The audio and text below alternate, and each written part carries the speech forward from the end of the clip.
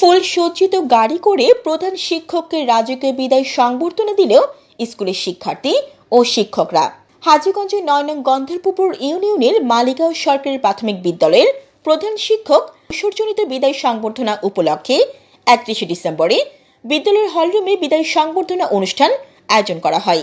অনুষ্ঠানে মোহাম্মদ তাফাজ্জুল হোসেনের সভাপতিত্বে প্রধান অতিথি হিসেবে অতিথি ছিলেন উপজেলা প্রাথমিক শিক্ষা অফিসার আবু সাইদ চৌধুরী।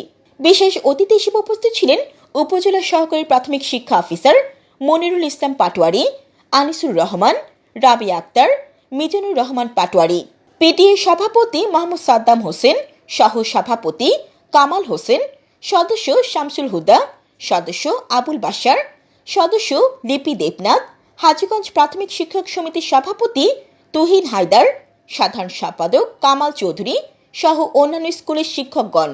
সংবর্ধনা অনুষ্ঠান শেষে ফুলের সাজানো সেই গাড়িতে ছড়িয়ে তাদের স্কুল থেকে বাড়ি পৌঁছে দেন দীর্ঘদিনের সহকর্মী ও সন্তানতুল্য শিক্ষার্থীরা।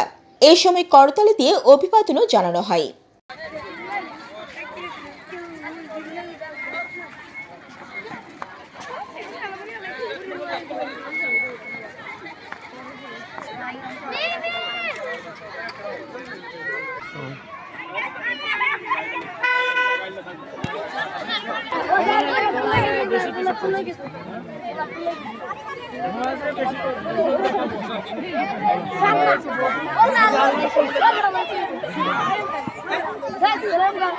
Hey!